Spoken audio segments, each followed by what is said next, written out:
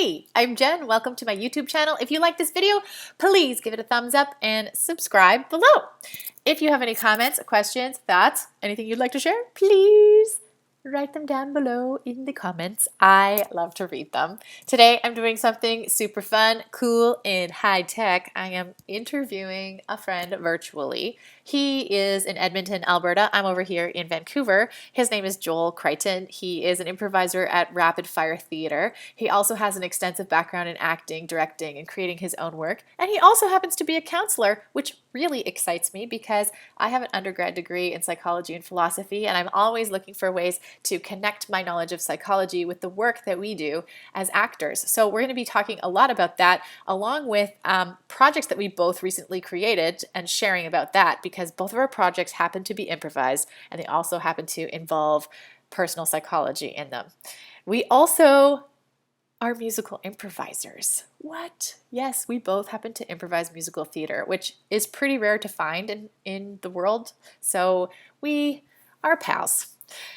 Stay tuned. I hope you really enjoy this. Hey. Hello. How you doing? Good. This is okay. Everybody who's watching this is the first time I have, and I think for you too, recorded a virtual like meeting. That's right. Yeah. Yeah. So we're Video. trying this out. We're hopefully this works really well. And if it does, I'll probably try it again. And yeah. So Well, we have questions. I figured out how to hide the self view, so that'll be better for me. I don't have to look at myself while I go. Perfect. Yeah. So we're meeting today to talk about our mutual experiences with several things: improv, music, psychology, acting, and how those all connect. Yeah. Is that what we're up to? I feel like that's what we're up to. We'll see where it goes. Okay. Yeah. Okay. So what's your background? Okay. So my background, I do have a degree in psychology, an undergrad degree in psychology and philosophy. Oh, I didn't know that. Yes, I do. I thought that I was going to be a therapist, and then, but I was, 22, graduating with my psych degree, and I did a little practicum volunteering for the Vancouver Crisis and Suicide Line, doing some just very basic counseling on the phone for people, and I was good at it, but I also realized I was 22 and I had not really experienced much life. And I thought to myself, if I go to grad school and make this happen, I'm not going to be very old. And I just don't feel like I know myself. So I'm going to keep exploring. And then, a long story short, I ended up teaching ESL in Asia for a few years. And then I came back to Vancouver, and that's when I got into improv, because it was through teaching ESL that I realized all the fun on your feet, acting related games and stuff. I loved I did a lot of that stuff with my students, and I loved doing that. And I realized teaching is kind of performing in a way. And the actor bug was something that was always that little voice inside me all my life. I do have a background in singing. I sang in choirs as a kid, and I did a bit of theater in high school, but I was never like the lead or anything. I was quite shy as a kid. And yeah, so the actor bug just bugged me. And then when I got back from Asia, I was a little more confident because I'd created a life somewhere else. And I just thought, fuck it, like just go and let's just do this. And so I joined an improv group, and through that, it changed my whole life. I ended up exploring musical improv in the process, and slowly that evolved into me starting a group and then teaching it, and then eventually creating a show for the Fringe this past year.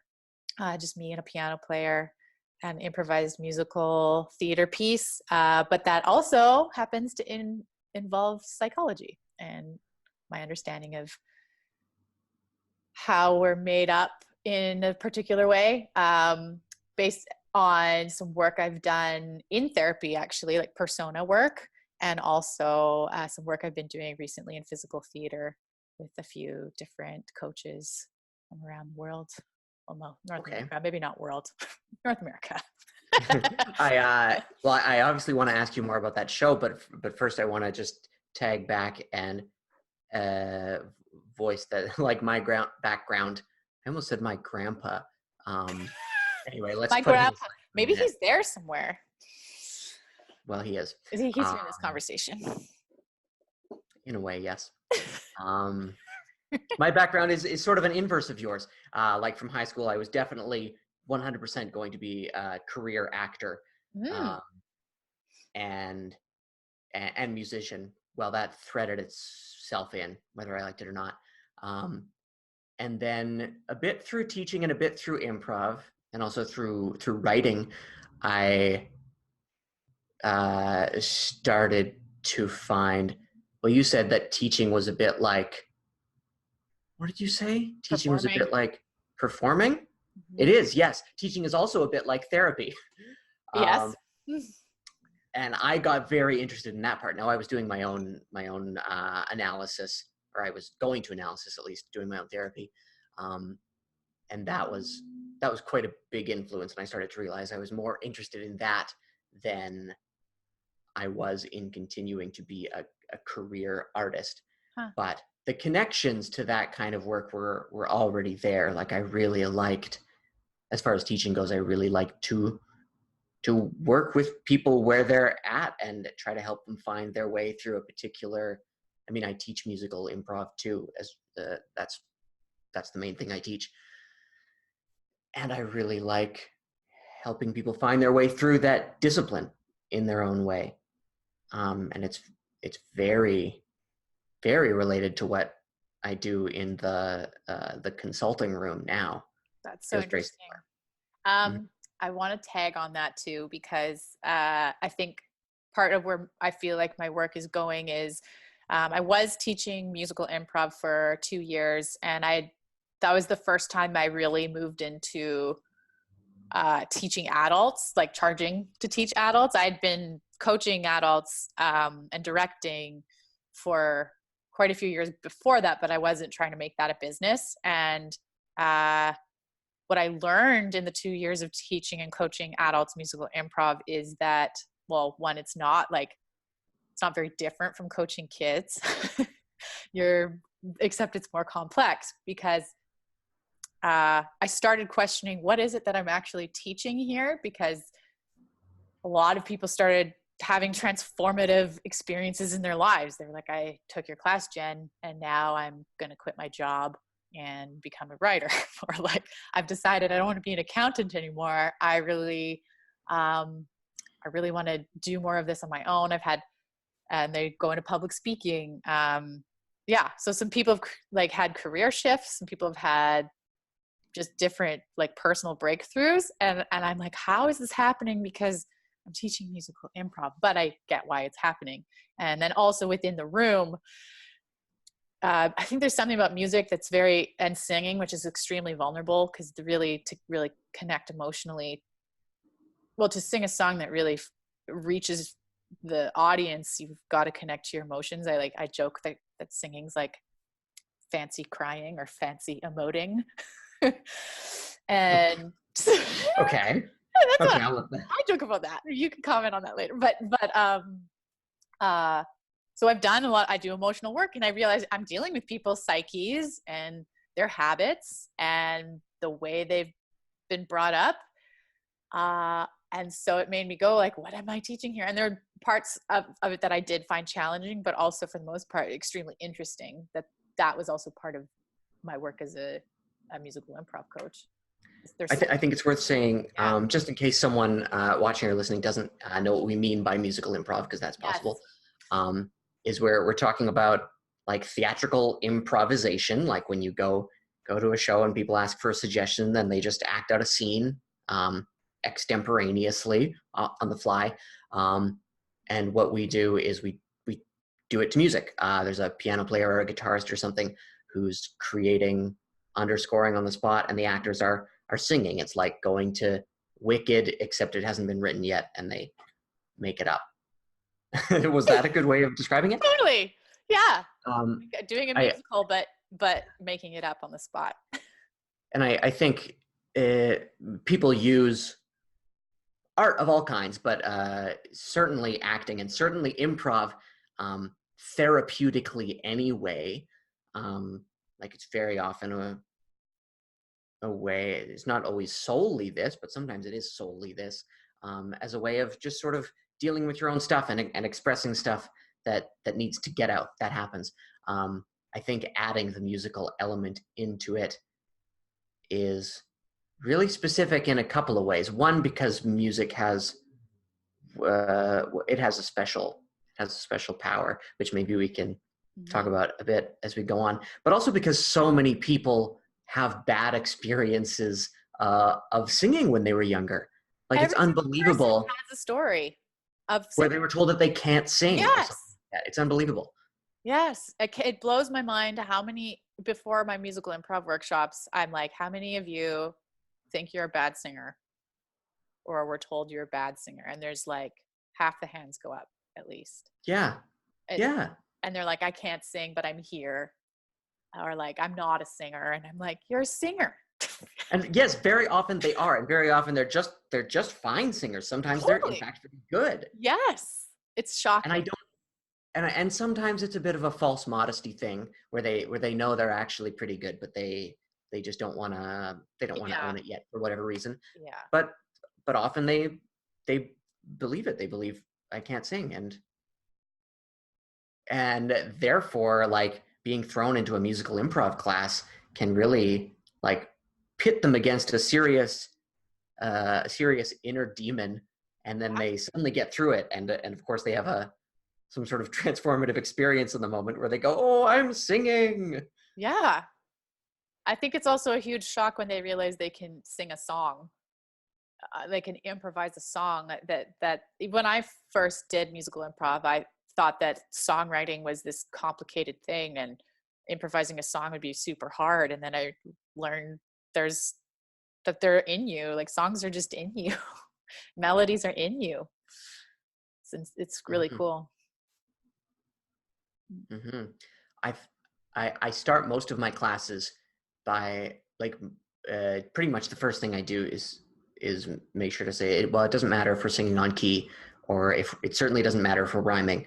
Um, I say it does matter if we're on rhythm. Uh, not doesn't have to be too specific, but that's the only thing that seems like it will derail the song, is if someone Mm-hmm. just like continually gets ahead of the beat or continually gets behind, and everyone gets a bit jostled, and the thing sometimes falls apart. But Yeah. the Yeah. actual singing technique, I mean, I throw that out the window right away because you can see everyone relax. Yeah. Me too. I do the same thing. I also tell them you're more likely to sing something that sounds great than that sounds really shitty. Like it's just the way you're wired. You've been listening to music all your life. Your brain's primed to sing well. One of my favorite exercises, I do a soundscape where we sit in a circle and I turn off the lights and I make them close their eyes and we just make sounds that sound good together. And it Mm-hmm. can sound like tribal and nature like or wherever they end up going. 90% of the time, the entire group knows when to end. I don't even tell them like to end it. They just know when to end. They get instantly more connected and they've all been taking huge risks with their voice and trying things. And at the end of that, I'm like, you all just made something that sounded pretty decent together and you used your voices. So know that like you have musical ability. It's just there in you. It's been a part of human beings for probably since we've been around. So trust that there's some stuff there that you might not even know you can naturally do. And then that seems to relax people a lot. Um, and then it's neat to see where they go after that. Mm-hmm. And keying people into the pattern recognition that they're innately doing, Yeah. and just voicing it, and then they go, Yeah. oh yeah, I guess I did that without knowing, and now I know it, so now I'll do it on purpose. So great. Yeah. Yeah. Um, so I would love to know about your show Inside Voices and how it Yes. connects to all of these themes. So for me, it was the most challenging show I've ever performed as an actor. Um, Basically, the show is about all the personas that we have. Um, I think I haven't actually read a lot about this, but I think it probably connects to internal family systems therapy. I don't know if you've heard of internal family systems. A little bit of that. But what it is accessing those parts of yourself, because it's like this idea that you have this observer part of yourself that seems to have awareness of all the other parts of yourself. And I started to learn about this in therapy with my therapist. I found it, she learned that I am very creative and using my imagination was very helpful. And I started noticing, like, whenever I'd have a moment of inner conflict about something, she would then go, well, who's talking?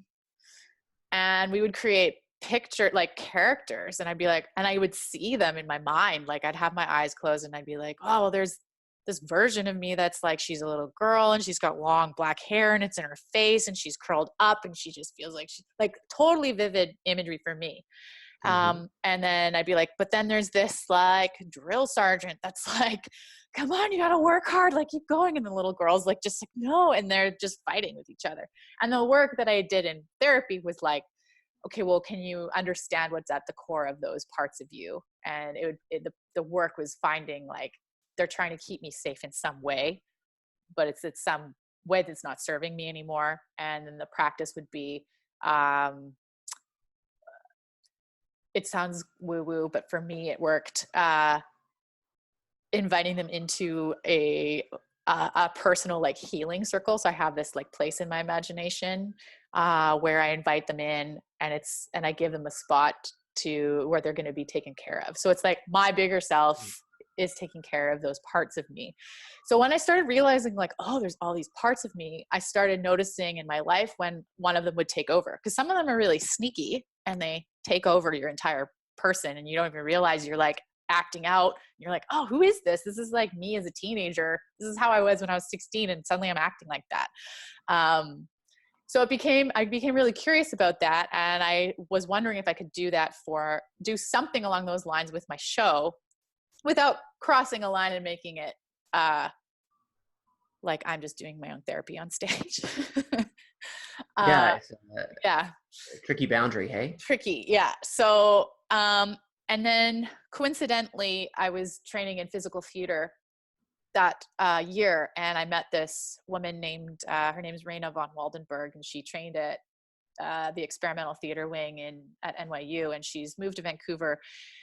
And I did this intensive where she was teaching, and her whole class was doing this work that she calls I Am One Who. And it was literally playing out your judges. She calls it judge work. You play out your judges as you're doing your work. So we'd have a monologue, and you're standing up on stage doing the monologue, and she's like, who's there judging you right now? And so I would then dip into being like, fuck, I am sucking. And then the other part of me that's like, just chill, just breathe, be an actor, breathe, connect your breath. Like, noticing the parts of me that are judging my work, and then judging my judges and judging those judges. And so, I found it incredibly liberating. And the neat thing was it trained me to use that as a key into the monologue. And in such a weird way, using that energy helped me find where I needed to be in whatever text I was doing, which was very cool. And so she taught us ways to like really characterize this stuff. And the more you really put on the character, the more safe it felt, and the more comical actually often it would get. And the more you created space between feeling like that thing is overtaking you to like going, I'm in control as the artist, and I'm choosing to dive into this persona right now and show you that. Because the reality is like every single moment the more of the work you start to realize there's so many different directions you could jump into, or different people you could jump into. So I kept exploring that for a year. And then when I did the show, it was basically like I'd show up on stage, and immediately whatever was presenting, often for me, the top of the show was my anxiety self, my fear, like, holy crap, you guys are all here. And then, like, it was really liberating because I got to do things like if I saw someone I knew in the audience, I could share like, I'm noticing that you are in the audience right now and I have feelings about that. Or, you know, I had boundaries set up so that say there was someone that was there that I like did not want to be there. Yeah. I had tools for like how I could still channel that, but not direct it at that person and still protect that person so that I'm still taking care of the audience. I think that was something that was a big deal for my shows. Like I need to take care of my audience if I'm doing work like this. Yes, it's a tricky task when your I don't know, theatrical experiment is kind of to go with what's coming up, but you're like, well, if some things come up, they're just like, you just know there are some no-go zones, Yeah. like route, or just like, geez, I really hope this doesn't come up because I really don't want to go there on a stage in front of people. Yeah. Um, Yeah. so, but you can't just ignore it when it happens. You have to find a way to give it some kind of Yeah. expression, or else you're betraying the show in a way. Yeah. And sometimes it looked like I'd be like, I know you're there. I'm choosing not to go into that right now because I don't feel comfortable going there right now. But I know there's a thing here. And I'd be like, there's this? Yeah. Hmm. Sometimes I would do that to keep it safe if I was just like, I just don't think I want to go that far. I see. Sometimes I would do that.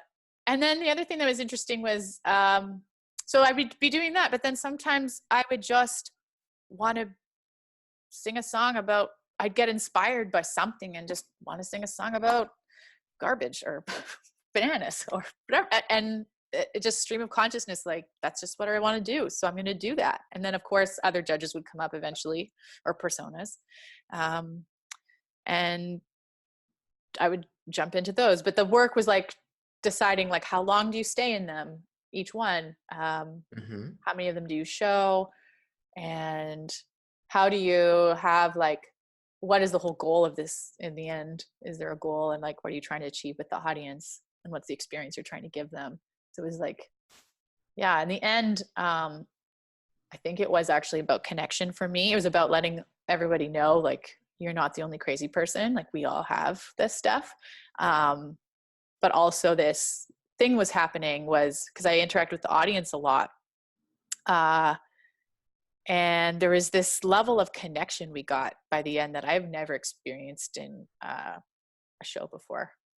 I had the audience sometimes sing with me.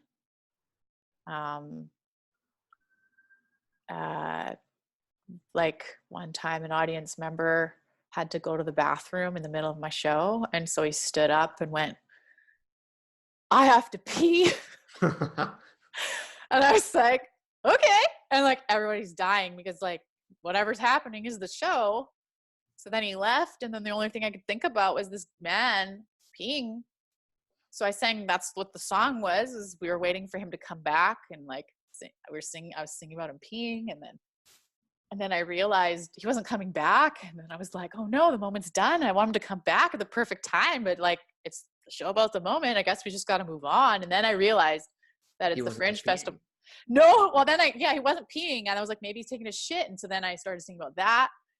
And then he still wasn't back. And I was like, what's going on? And then I clued in and I was like, the Fringe Festival has these rules that once you leave a show, you're not allowed back in. Oh no. And I was like, oh my God, he's not allowed back in. They're not going to let him in. And then I looked and some lady in the front row was like, yeah, you're right. She's like so into it. And I was like, but I can let him in.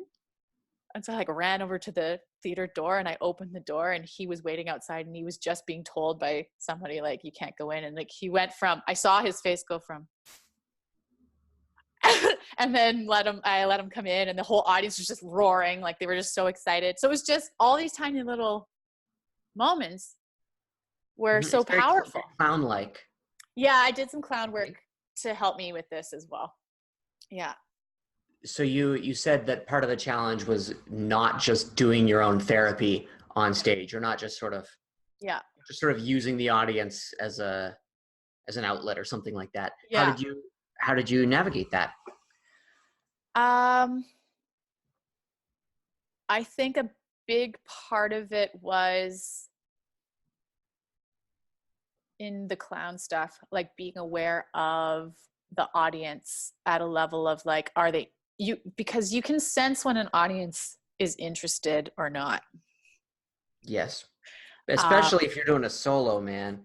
you can sense it. And there's this weird thing that happens that like, I think they're constantly in and out.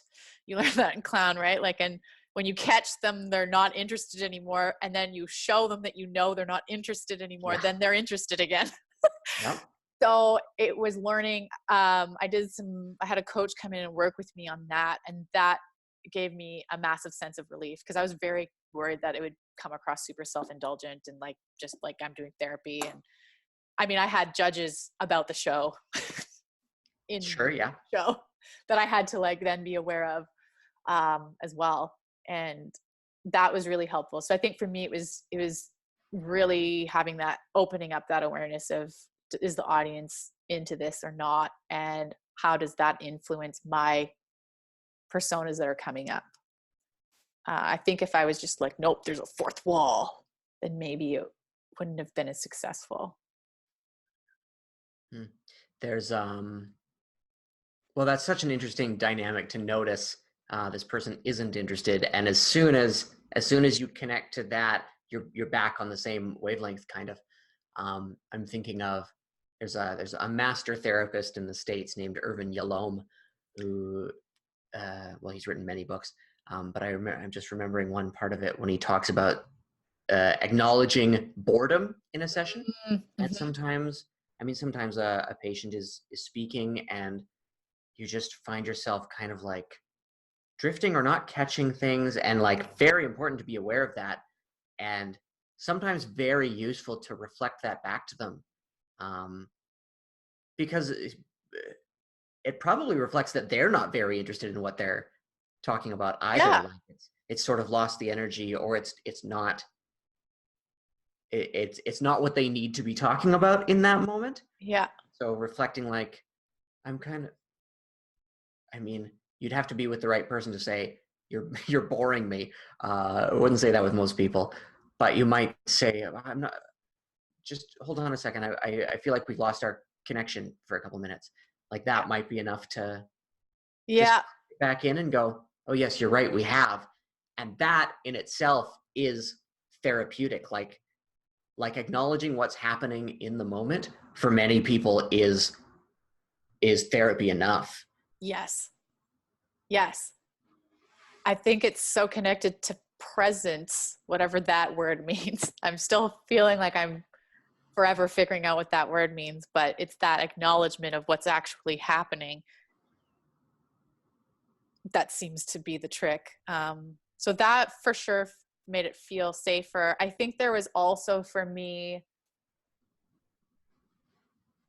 I think I have a good sense, and I'm trying to figure out what that is now, of like where the line is. Like I wasn't,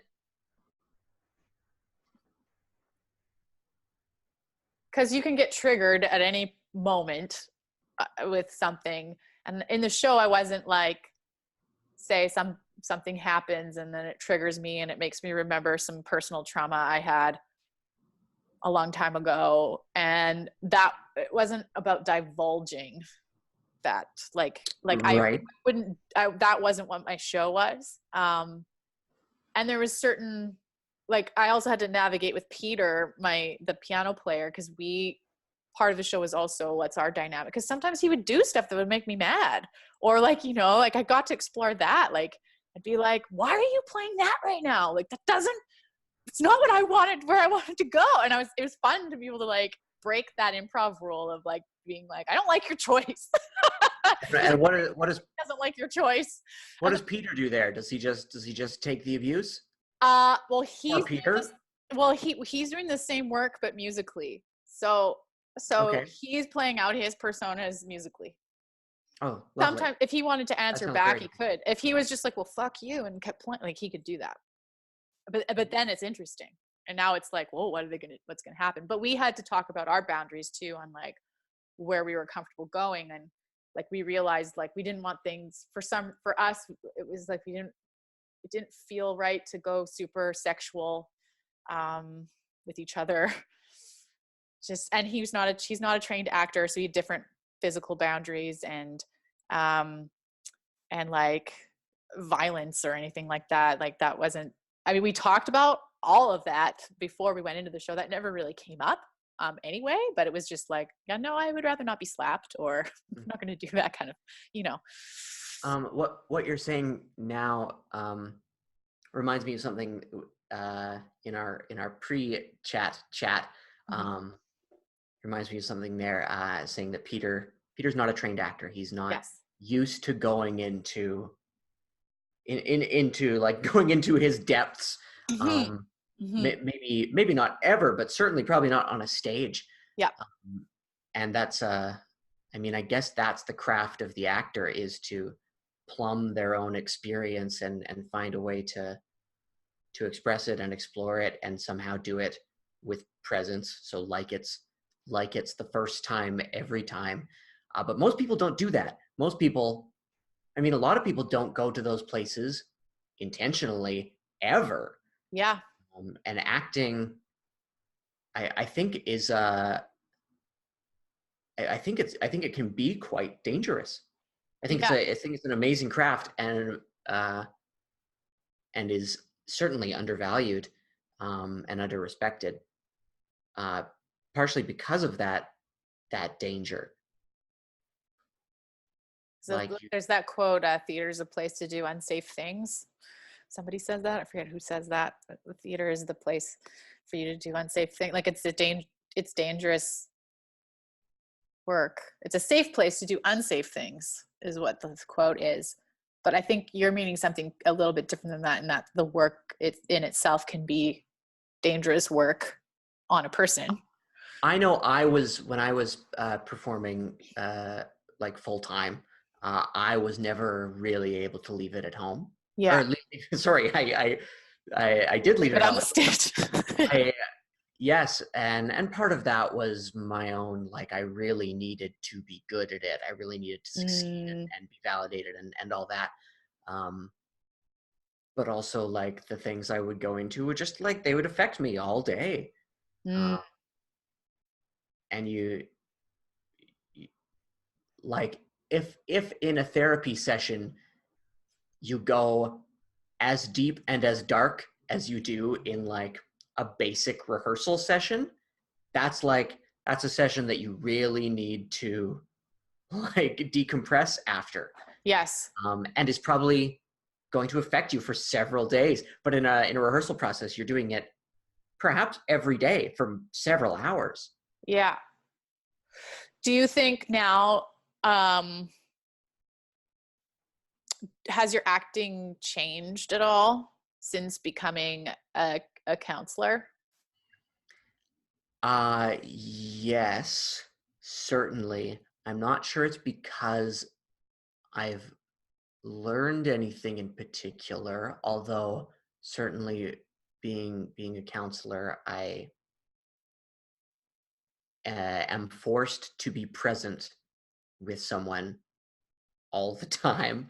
And that's good. Well, it's good. I like it. That's why I do it, because it keeps me focused and present, and that's important to me. And it's also good practice for being on stage. I think I've become a better actor because I've sorted some shit out. Yeah. Just personally, and because it's not as important to me. Like every time, like I planned to quit acting several times, and every time I did, I got a bit better at acting. Interesting. Because I needed to succeed at it less. Yeah. So there's something about, do you think there's something about your relationship to acting itself that contributes to the work being dangerous? That question makes sense, what I said? Yes. Let me just say it again. Is there something about the actor's relationship to acting that can make acting dangerous? Yeah. To what they want as an actor, or to how they perceive their work. Well, yeah. I mean, in my case, it was just because well, in some respects, it was like all I had. Like it was so important to me, Yeah. and so I would just beat myself up and agonize over little things that I couldn't quite get right or stuff like Yeah. that. But also in terms of pushing boundaries, Yeah. like this is uh, a conversation that appears to be more present in the community and the schools than it was even just a few years ago. Yeah. It's like what what boundaries are acceptable, because actors are, at least when I was in acting school, we were trained to just go for it, just do anything. If you're uncomfortable with it, that's a reason you should do it even more. And part of that is my own personality. If I'm uncomfortable with something, I want to do it even more. So that part of it suited me and amplified that tendency. But I mean, I think of people who were like asked or directed to take off their clothes in a show or something, and maybe weren't into it, but it's like, well, I'm an actor. If I'm gonna be an actor, better be okay with getting naked on stage, which is not necessarily true, but certainly feels true when you're a student. Right. That's really interesting. Um, do you think now you understand um,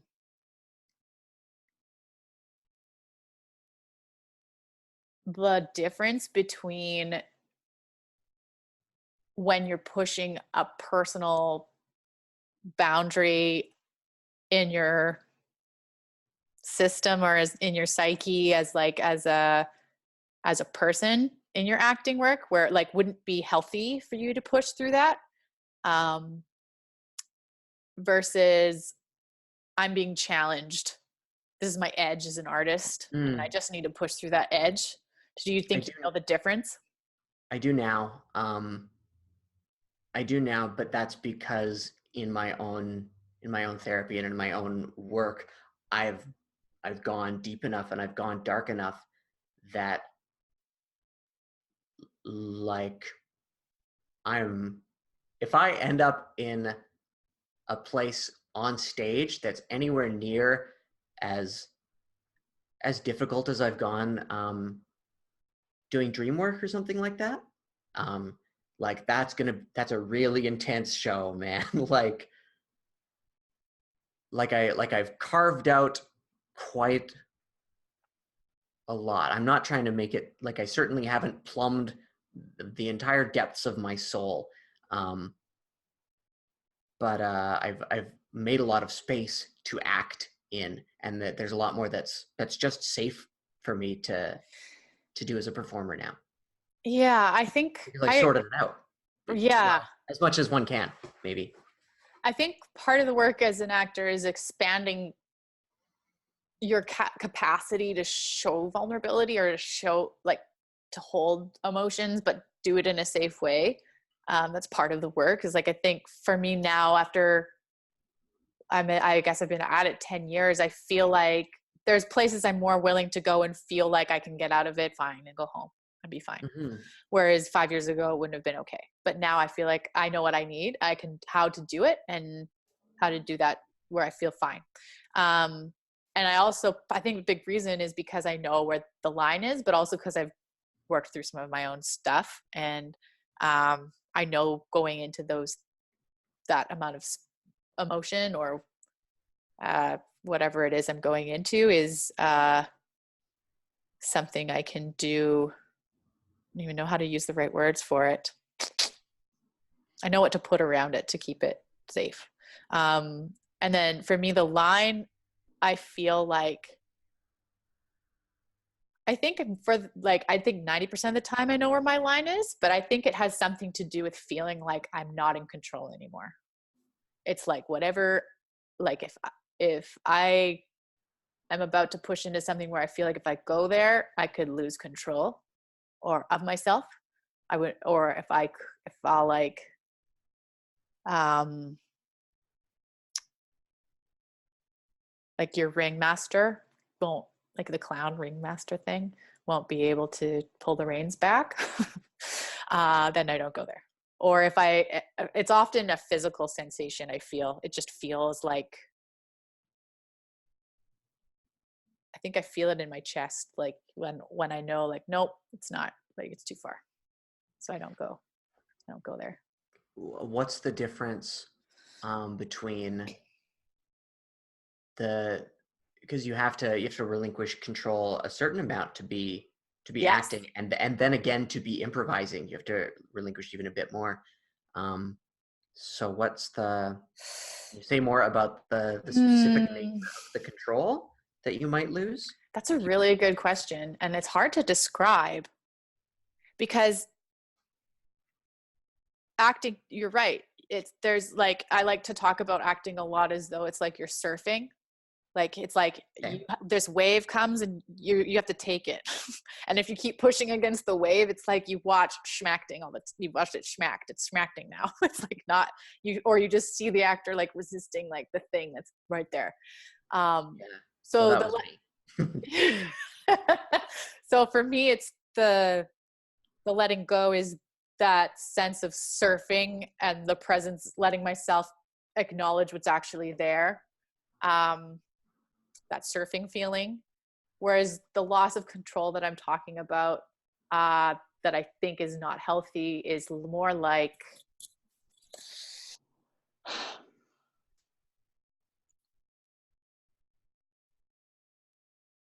it kind of feels like it would overtake your whole being and you might hurt yourself, like physically. Like if I got really angry, say it was like a level, there's an anger you can get on stage where you're like surfing, but there's still that observer there that's like knows that it's happening and can stop it at any time. Whereas if I don't think it's safe to, if it's an unsafe thing, it's like I've lost track of the observer. They're like not there anymore. And you almost go and trance out into it takes over your whole system and you might not stop what you're doing. Does that make sense? Yeah. I feel like there's a difference there. Makes sense to me.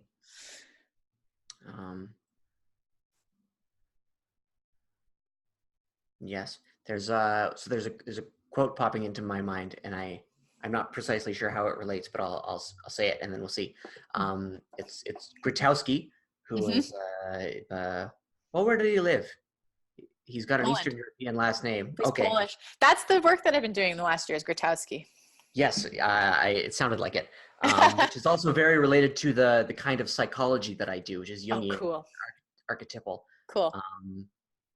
But anyhow, it's just a little snatch of a Grotowski quote. It's yoga is not for actors, because his understanding of yoga was that it would sort of clean all that stuff out of the system, and for the actor to be an actor. I mean, I often felt this consciously, like I had to remain. I couldn't heal my psychological wounds because then I wouldn't have anything to act about. So I tried, and I don't think it's necessarily true, but anyway, I did intentionally sort of leave things unresolved sometimes because they were giving me so much energy in my writing or in my acting.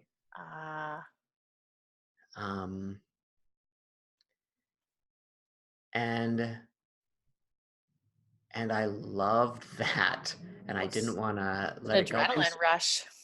Certainly I did like process more both in the writing and the performance of certain things. Like that was part of the processing of what was going on. But I distinctly remember like wanting to keep a relationship problem, keep it alive, because it was helping me. I know, it was totally, that relationship had a lot of problems anyway. But because it was helping me act, which is totally bananas to say it like that. But I mean, I did a good performance that time. So there's that to say for it. But it certainly. So how does this connect? Like, I'm not proud of that choice, but I understand it, I think. Yeah. For me, that makes me think about, and I feel part of me feels hesitant to even talk about this because it'll like be public or whatever, and people have different opinions, but whatever, I guess it's my opinion. It makes me think of the use of substitution as an actor versus Mm. using your imagination. And I think Can you explain what that means for so. someone who? So this is how I understand it, and this might be not even correct. I was not classically trained as an actor, but I feel like Oh, after how 10 years, pathetic.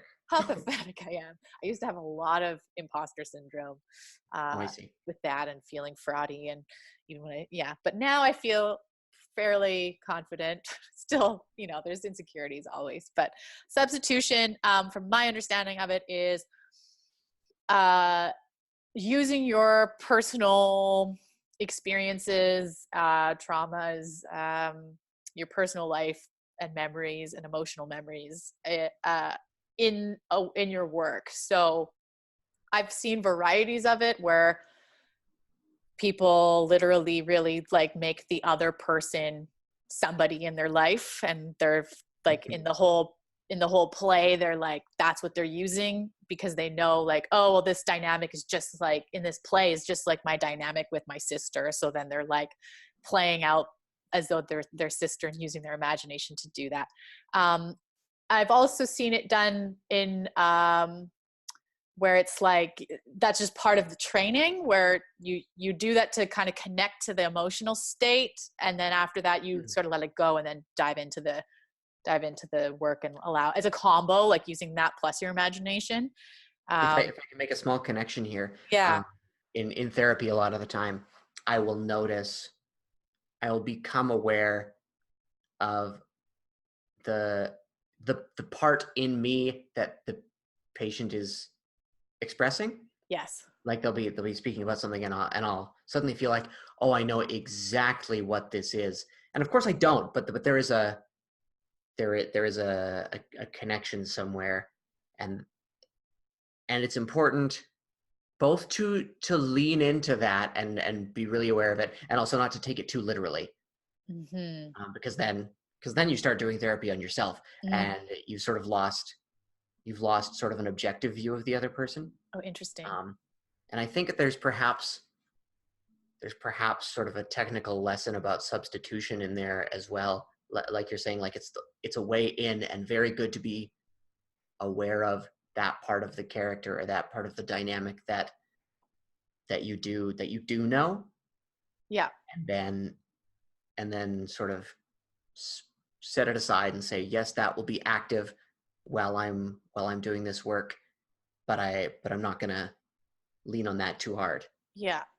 Yeah. And yeah, I've had like older acting coaches from a while ago be like, the stuff in your life that's unresolved, that's the stuff to use Yeah, in your and work. then you better not resolve it, or else you won't be able to act Well, anymore. no, I mean, when you're a young actor, then you're going to be Yeah, like, of course, like you're going to be doing that. You're going to go, well, I should, stay in this relationship a little bit longer. yes, like, like, certainly. I hear things, I've heard stories of actors being like, hearing that like a terrible car accident happened down the street, and then they go purposely over there to go see it so that they can learn how it Oh yeah, feels to see that, so that I they didn't do then that, are but I prepared. would have. But people do, and for Yeah. me, I just like over the years, I always had this feeling, it's like, it doesn't feel right. It doesn't feel right. It doesn't feel right to me. And now I feel like, uh, just in I think a lot of the Grotowski and the physical theater, but also just, I started experimenting with, I think improv too taught me like your imagination is so powerful. Um, and for me, that was the more specific I got with the images that I used in my mind, it's there, like my emotions come. And maybe if I really dove into it, I could find the personal experience that it connects to. But I didn't need to do that. I think there's something about, I'm not sure, but about an older theater artist giving that advice to a younger one, about saying Mm. those things that are unresolved, that's what you use. Just insofar that if you've lived longer, there are probably some things you've resolved, and some things that didn't get resolved that just remain, and if you go there, maybe you feel some emotion about it. If you're young, you like the you might think it means the horrible thing you're in right now. and I ought Right. not resolve it. Like, you don't realize that you'll rack up some unresolved things anyway. Yeah. like Yeah. life will present you with enough unresolved things that you don't need to sort of fetishize them and keep them. Yeah. Yeah. Yeah. Interesting. Huh. Your eyes have gone sort of half open. It made me go, I went, That. so what about Meisner? And I was like, oh my God, this, and then my brain went, should I talk about saying Meisner? Because then this whole conversation will end up going into like all the techniques and stuff. And I'm not sure if that's where you want to keep going or. No, I don't think I even know enough about it anymore to dig that deep Meisner in acting from, techniques. yeah, I still feel like it's newer to me, but the gist I get is it's very presence based and it's about the other person. And you just notice moment to moment to moment, how each moment changes the sensations in your body. And the more you pay attention to it, emotion naturally flows. And you don't need to use memories and stuff. It's just happening. It just happens, which is pretty fun. Yeah, that sounds good to me. Yeah. That's the gist I get of Right. doing Meisner work. So I want to know about your show.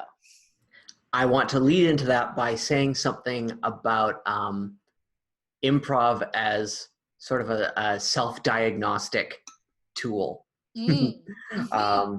Because I noticed maybe last summer, maybe the summer before, that I continually found myself playing not the same character. Like they would look like a different character. They would act differently, but I would find myself in a similar dynamic, and that was that I would be kind of an unwilling protagonist. I would be someone who had to do something and was called upon to do something and would be really hard to convince to do it.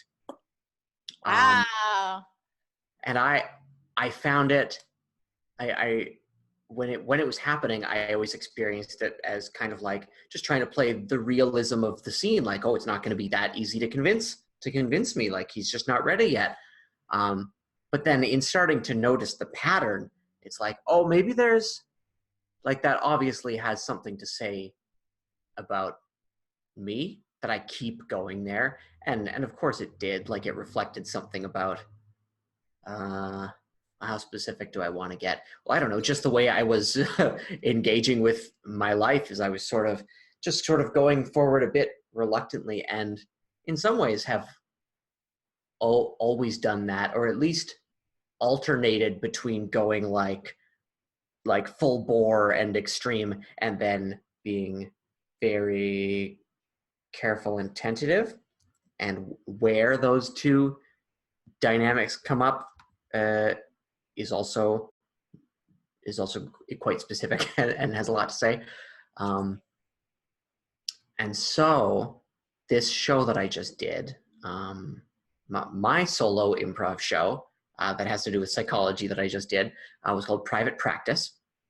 And it's not the first solo show I've done. I've done many that were scripted.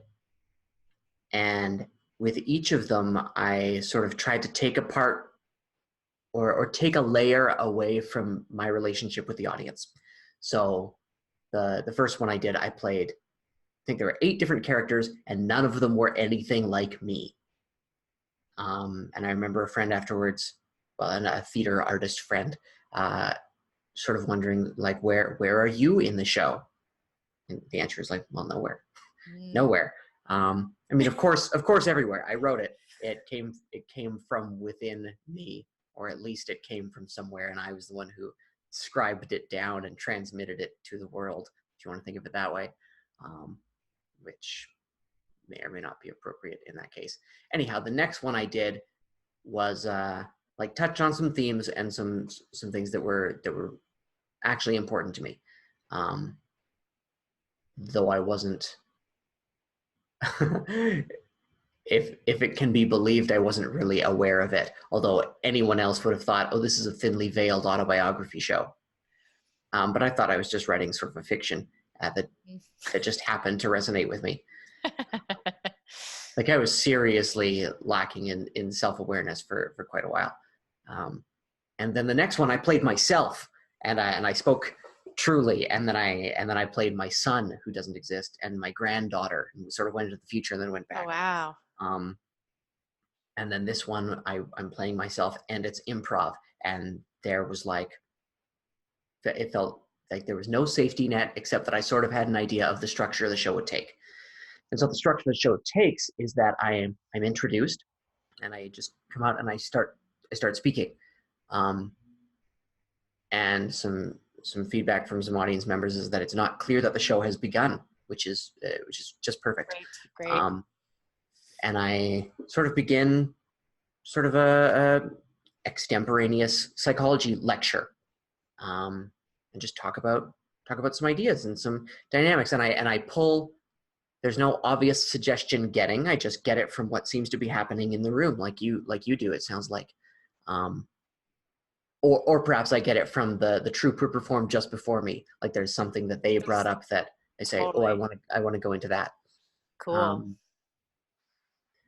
And then, as that lecture progresses, I try to find a patient, a fictional patient, of course. And say, oh, this, what I'm saying right now reminds me of this person I was seeing, and then sort of find that character and then play them in therapy, sort of talking to an imaginary me and sort of answering questions from me, and just sort of working through, well, whatever the theme of the lecture part was, that theme expresses itself through this character somehow. They're dealing with the same conflict or the same like crux. And partway through this therapy session, they begin to describe a dream they had. And that's absolutely my favorite part of the form, because it feels so open, and I just can wait for the image to come. Like I'm not trying to create a dream that I can then interpret. I'm not trying to build something that'll serve me. I'm just sort of following the image that comes and trusting that it will be related and that it'll work. That's so feels cool. Really nice. That's so up my alley. Oh, I wish I saw your show. And then at the conclusion of the dream, we go back to that character who then works with the dream in the pretend therapy session and interprets it a bit, analyzes it a bit. And I mean, in the runs I've done, that's felt quite good. It's felt quite effective. And one of the things I enjoy the most about the form is that I'm really thinking about something and trying to work something out with the audience, and like trying to further my own thinking on the topic and my own experience. So when we're working with this dream, like on the version I did on stage last week, I learned something about myself while interpreting this pretend dream, and it was like, I thought it was quite good. Like I gained a nice insight. Nice. And then I go back into the lecture part and bookend it and try to close it. That's that show. And I think there's a really clear connection to the process of therapy for me, in that, because I go out with, just like going into a session with someone, I go in and I perhaps have an idea of some things I would perhaps like to touch in on and ask about, but really we're going to follow what's in the room. And especially if they've brought a dream, which they usually do because I ask them to keep a dream journal, then we just have to follow it. And the dream work breaks down immediately as soon as you start trying to shoehorn it into something you already think. Like if I've got sort of a conception of what's going on for you, Jen, and you bring a dream, and then I just try to sort of like stuff it into what I'm already thinking.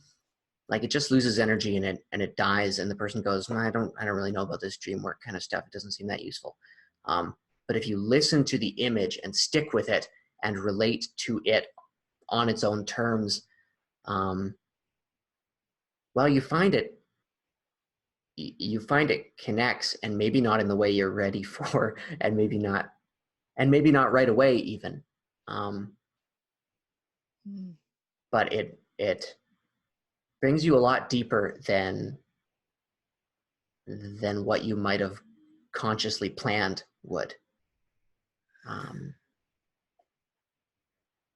So that's what I'm looking for in the show. I go out and I try to see what comes up, and I guess like my faith in the psyche and in the unconscious allows me to say, well, I'll let the dream image come to me, and I'm sure I'll find my way through it. I'm sure it'll connect somehow, or it won't, and I'll go, well, that's the show this time. Let's see if it connects later. Like, that's really interesting that you are talking about dreamland, and it makes me want to ask you a million questions about dreams, because you clearly have studied them more and work with them like in your work. Something that I noticed in the process of getting ready for Inside Voices was there were certain types of characters I would get into or inspiration, and it would be we started one coach I was working with, he started to refer to it, because I was saying the quality of the type of characters and songs and what I see, it feels different than when I'm jumping into a persona. And he started calling it dreamland. It's your dreamland coming in. And I was still trying to figure out whether or not I, like, leading up to the show, I was like, do I put this dream stuff? Do I like allow this dreamland stuff into my show? Because it doesn't necessarily, like, it's like sometimes I just want to play a monkey and then I'm swirling around and there's clouds and it makes no sense. Like, it's just weird and really vivid imagery, but very odd. Like, it feels very nonsensical. But when I allow myself to go in it feels super effortless, and it's like I'm just discovering everything in the moment. Like, it's just happening. This image and this world has just come to me, and I realized that I did need to keep it in the show. So throughout the run that we did, I kept experimenting with like how much of it I allowed or didn't, and by the end, I realized like it was actually super important. And after the show was over, I could look back at it and be like, oh my God, it was totally related to the themes that emerged in that performance, like completely related. And sometimes the dream world would just come back naturally. And I don't know if that's from my years of like Herald training and long form training, and it's just in my system to do that, or if it's just part of the way your mind works, who knows. But it was very interesting that part of this psyche that has made me curious about how it works. What I don't keep a dream journal, and I've been thinking about doing that. Do you think keeping a dream journal is helpful as an actor? Would you recommend it to actors?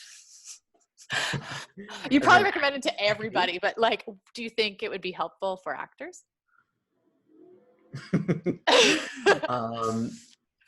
I don't see why I don't know that it would be specifically helpful for an actor, unless the actor in question had some means of reflecting on them or working with it. I mean, are you asking me if you should keep a dream journal? Personally? I think, no, I feel like people who watch this might be performers and they are probably into doing different things. They'll probably just want to do it just now that they've heard about it, to see how that changes things. But I'm just curious to know if you think it would help actors in any way to do it. I guess in some ways I can answer my own question and say, like, the more self-aware you become, the better your work probably gets. So keeping a dream journal may help you develop a bit more self-awareness, and therefore could help you. Yeah. But I I, think, you know, oh, something's just happened. uh-oh. Oh no, the file just finished Oh, that's good. converting. Anyway, okay, but we're still on. I think what happens with often with people who just start a dream journal, sort of just as uh, just as their own thing, is they don't know what to do with it. So I've got all these dreams, and it's not clear how to relate to them. I mean, there's a very old idea that anyone who has dreams knows how to interpret them. I think that's I believe. I think that's in the Bible. Um, uh, and I think, well, I think that might be true of a more ancient consciousness that is more in touch with um, the rhythms of the natural world, and with their own sort of psychic imagery. I think our present culture and way of living sort of disconnects us from that quite a lot. So we don't know how to relate to images and play with them quite so easily, which is why something like psychoanalysis comes about as a discipline at all, because sometimes you just, like, a lot of it just needs to happen with another person. Mm-hmm. Um, Mm-hmm. I mean, I do some dream work on my own, but really the bulk of it I do in my analysis. And even if I've spent a lot of time thinking about and writing about a particular dream I had, talking it over with someone else who also sort of has a connection to that, to the unconscious, and to working with images in that way, that's what actually makes the fruits come forth.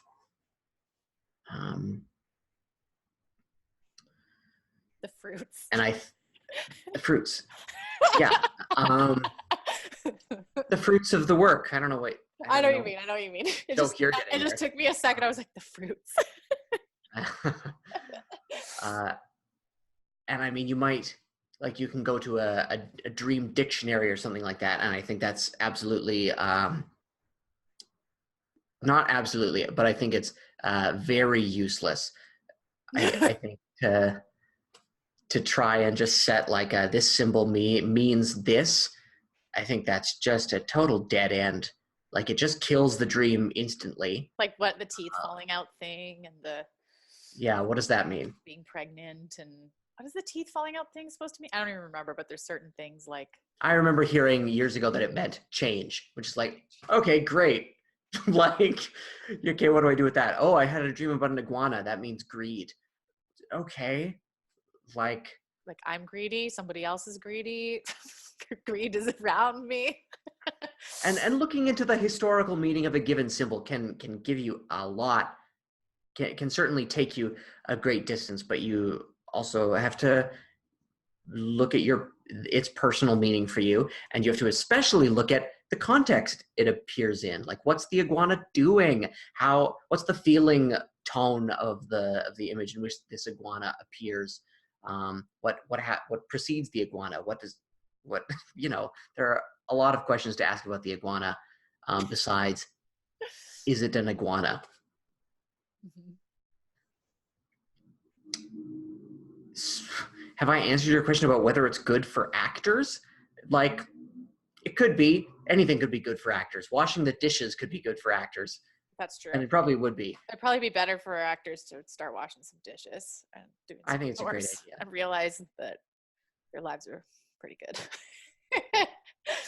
Yeah. Yeah, no, I think I get what you're saying. It actually made me wonder about working with others versus doing work on your own.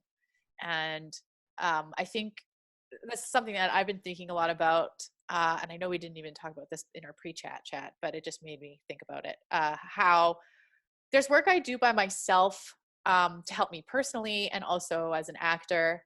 Like I have a regular meditation practice, and I do like relaxation exercises and stretch my body, and I'm physically active, and I kind of set boundaries around different personal boundaries around different things, like when I use social media, and developing more awareness of just how things are going inside. But I do think that a lot of the most profound work that I've done has always been around when it's in collaboration with at least one other person. Like the work I do with a therapist, I get usually way further than if I'm trying to figure something else, like something out on my own. Talking about like the audition room, you go and audition for a TV show, and like if the reader that you get decides that they're just gonna like read and not even give you anything, it's like way harder than if the person's there. So I don't know what my point is here, but it's just something I think is interesting in the nature of human beings, and how I feel like in that sense we need each other to really process, learn about ourselves. I think part of it is, well, maybe all of it. Well, anyway, for sure, part of it is in having to speak and having to give things voice. Because if you're on your own, you might not. But writing is a pretty good substitute in that case. Or talking to yourself, I guess. Maybe not. Depends. I do that, and it helps. But in good. A lot of the value that I think you're pointing to is in seeing what you've said land.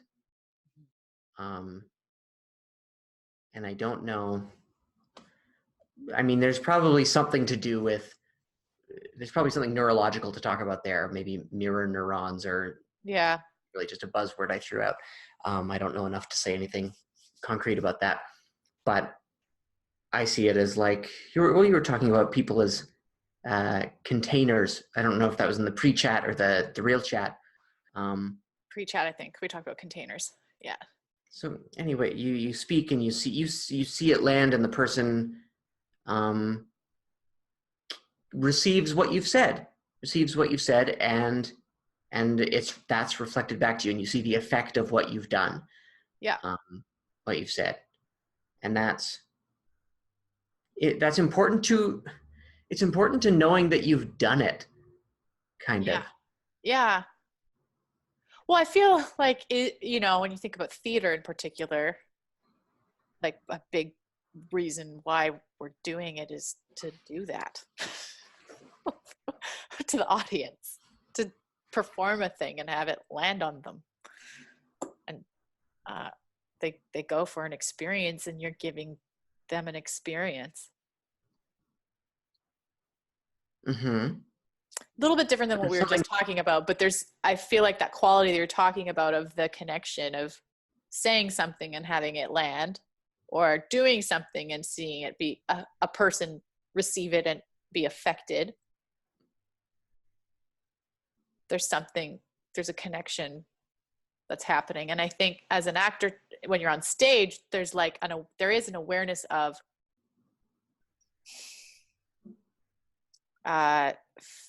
feeling it land on them, like we were talking about that, knowing when you're boring them or not, feeling it land or not land, and then acknowledging that it didn't land, then it's landed, and you're connecting again. Like it's like this connection thing that's going on. There's some sort of sound coming through. Oh, really? Or maybe it's on my end. Is it still coming through? No, it stopped. We'll have to edit this stupid part out, or just leave it. Weird. Yes, there's something that's certainly something that I think is true in a solo improvised show. Like you're really connected to the audience there, or you're probably losing them. Yeah.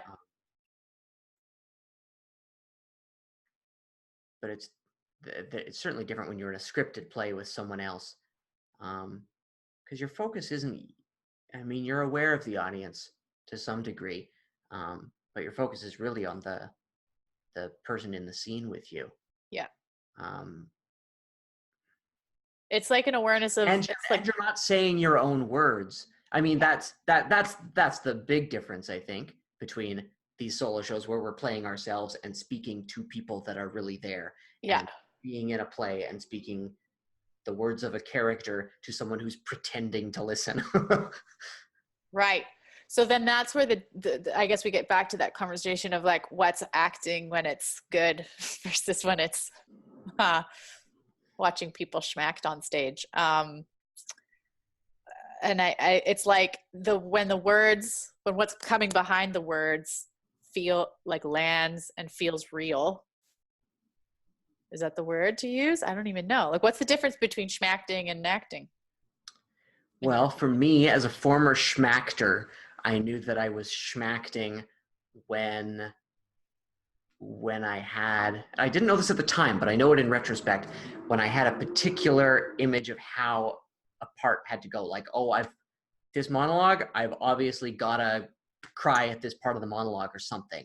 And then the position I would take is I would really just like gun for that crying. Like I would just really try to rev up that emotional engine, and never get there. And it would always be like, God, why can't I cry? Why can't I be vulnerable? I'm trying so hard to be vulnerable. I've definitely been there. You're like just trying to conjure up emotion rather than let it happen to you. You say conjure, not conjure? Conjure. I don't know if I've ever said that word out loud. Conjure? Huh. Is it conjure? It's probably conjure. I've never heard conjure. It's probably conjure. Like a conjurer, like a magician. A conjurer. I wouldn't say conjurer. I'd say conjurer. Okay, good. Anyway, I think that's a bit sideways to what we were saying. Though of course now I've lost what we were saying. Conjuring up emotion. Oh yeah. The best acting I've ever done, well, it is obvious to anyone who has acted successfully, is when I didn't have a pre-existing notion of how it needed to go. And just like let whatever was happening be enough. Yeah. Which is like a pretty good life lesson too. Not that you don't want to make plans, but you have to balance it with letting what's happening be enough sometimes. I really like that quote that you just said. Let whatever is happening be enough, because I think that's.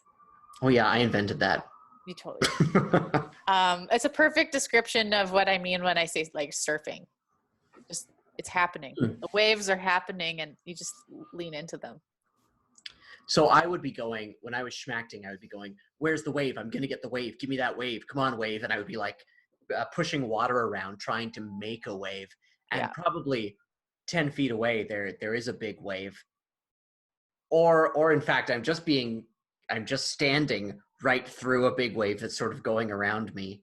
And just sort of not totally oblivious to it because I'm trying to make the wave that I think is supposed to be happening.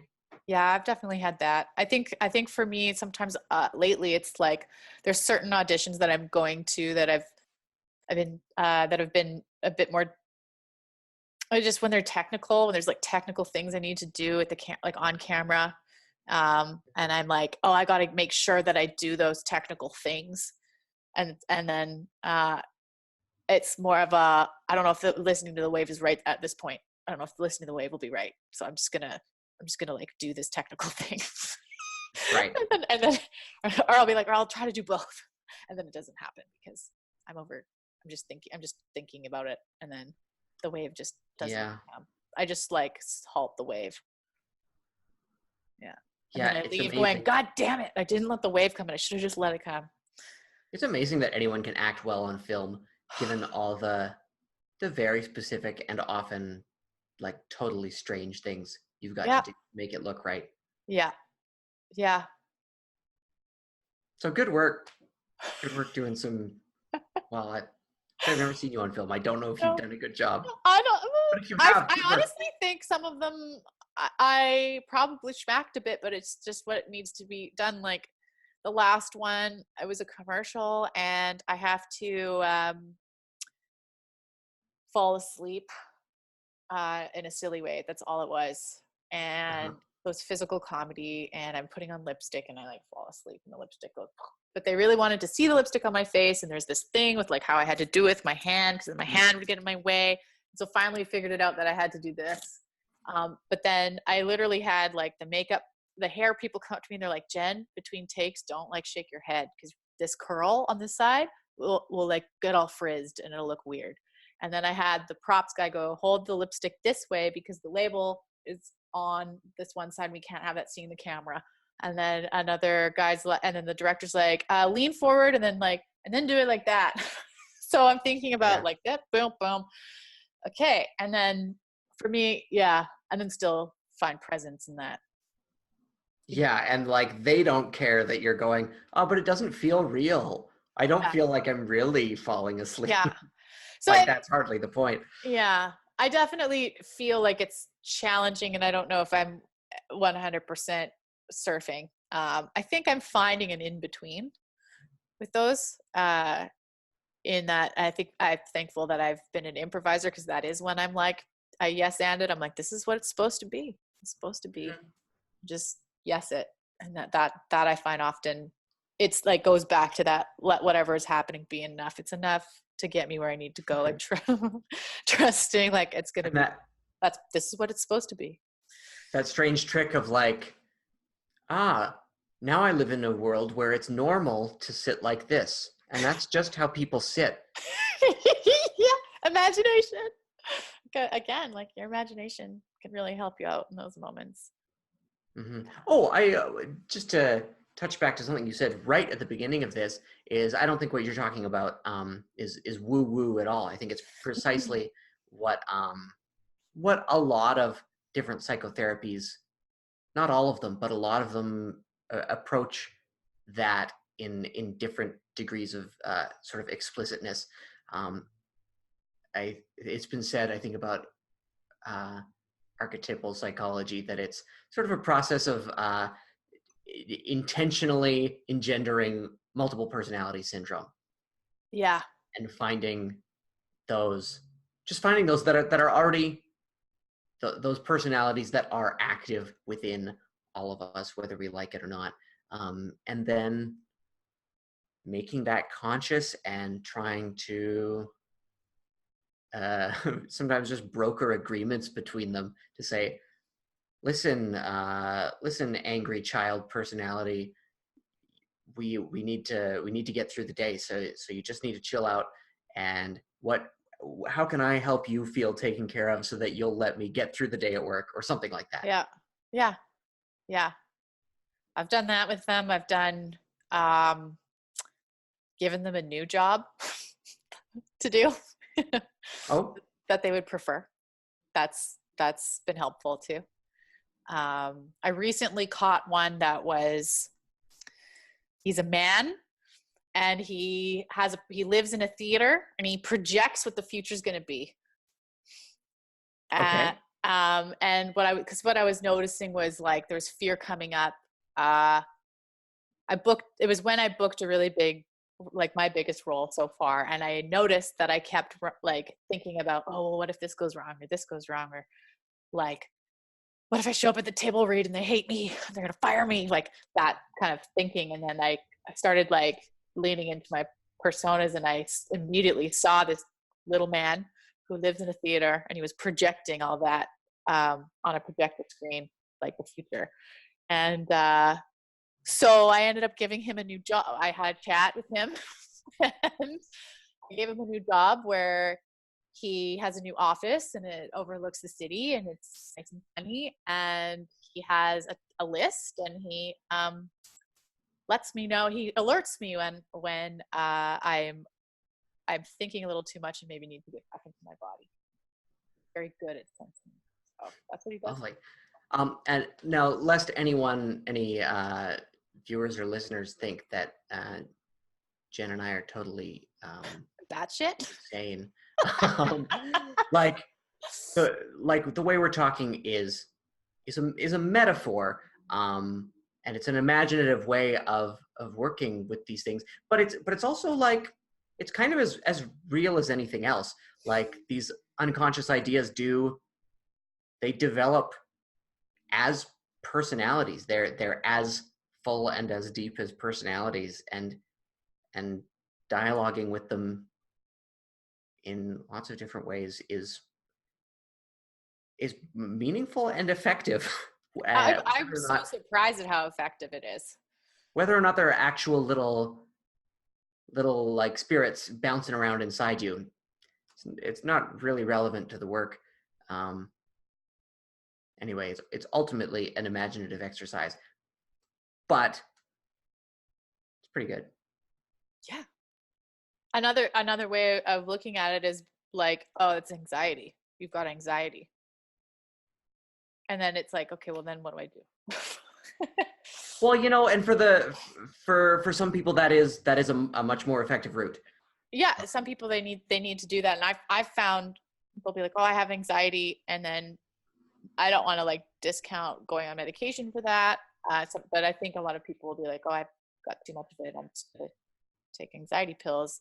When there are ways to move through it and recognize it's happening. And again, it's just brought up comes back to self-awareness and then being like, okay, then I know this is happening, and now this is also what I can do about it. And then you feel a lot more in control of your being. And those sort of inner persons. I mean, you brought up your anxiety person who seems to come out at the beginning of the show now and then, Yeah. or maybe often. Yeah. I mean, you're not that those personalities are there. They're there whether you like it or not, and you're probably not going to cure them away. No, they're not going away. Especially something as anxiety is just like sort of a basic physiological response that all organisms, well, all mammals at least, have. Like that's not going anywhere. No. And so learning to live with it is perhaps in an imaginative way where you talk to it as though it's another person. That's as effective as a tactic as anything, as far as I can tell. Yeah. Well, thanks for saying that. I think about it, like the woo, like commenting on it being woo-woo. And I think for me, that's something I'm trying to like not say as much, because I'm trying to like, I think I have a very sciencey brain, and I like logic a lot. And then but all this work that's using your imagination, I often separate it in my mind and go, oh, it's different. And that's more weird. It's just weird, but for some reason it works. And I don't know, I don't have the scientific explanation as to why it works, but it works. I think of it a bit, I know I'm interrupting you, and that's just what I'm up to. Despite the fact that I can't talk about neurology at all, I am studying it a bit right now. And what I understand at the moment is that kind of work, that kind of imaginative work, is the subjective experience of living within a body and a brain. Like from the outside, we might just sort of categorize it into neurons and different brain modules communicating, and chemicals and so on. But from inside, that's how it's experienced. Yeah. And you have to navigate it from inside, because that's where you are. You have to pilot the thing. Yeah. So it doesn't contradict. It often, what's this word? It complements the sort of objective scientific perspective quite well. Certainly doesn't need to be one or the other. Yeah, I think for some reason, and there's probably, I have a judge about that, like that I need to have a scientific explanation for what it is. But I'm categorizing it when it might not necessarily need to be. And that, they do complement each other. And that's good enough. Yeah, unless you're really called to sort out the bridge between there, like for most people, that's probably good enough. Yeah. Yeah. Yeah. I How feel that much? we've reached the end. I feel like we have. Yeah, it's 8:15. Oh my God. Okay. Well, thank you so much for an amazing conversation. Yeah, thank you for your time. Thanks for, I don't know if you suggested or if I did, but anyway, You thanks did. for, And then I was like, I wanted to good interview on you me. too. And then, because you asked me if I wanted to be on your podcast thing, and I was like, well, I'm starting a YouTube thing. So let's like both put it up. So that's really exciting. Great, wonderful. So where can people who are listening to this on my site, Yeah. if they want to know a bit more about you, where shall they go? They can go to my website at www.jenniferpelack.com. Are you going to put any like show notes anywhere, or should I Yeah. spell it out right now? Oh yeah, I'll spell it out. It'll be fine. Yeah, jenniferpelack.com. I've got a newsletter you can subscribe to. I do. Yeah, I'm trying to get something out once a week, and it's a variety of thoughts. Some of it's much like what we talked about here, just my thoughts on stuff like this, just practical stuff for actor life. And yeah, I'm on Instagram, Jennifer Pelack as well. Follow me there. Also. Great. Yeah. How about you? Where can people find out about you? Where's this podcast? Best place at the moment is my practice's website, which is windwardpsychological.com. Okay. Where I'm starting to kind of aggregate the podcast and blog, and also my business and stuff like that. Great. Though there's other stuff just scattered over the internet, which probably, whether I like it or not, comes up with a Google search. So Do you want people to follow you anywhere on social media? Yeah, if they want to. If they want to. Okay. Yeah, I'm on Twitter at JA Crichton. Okay. Which unfortunately no one can spell. JACRICHTON. Okay. Probably ought to change that to something easier to communicate, but for now that's what it is. Awesome. How else do we wrap up? We just say no. I think we say, well, good. Thanks for your time. Good chat. Good chat. Thanks for your time. I'm so happy this was successful and it worked, like recording this virtually, because and it didn't feel it didn't feel as weird as I thought it could be. Good. Yeah. Good. It didn't feel as weird as I thought it could be either.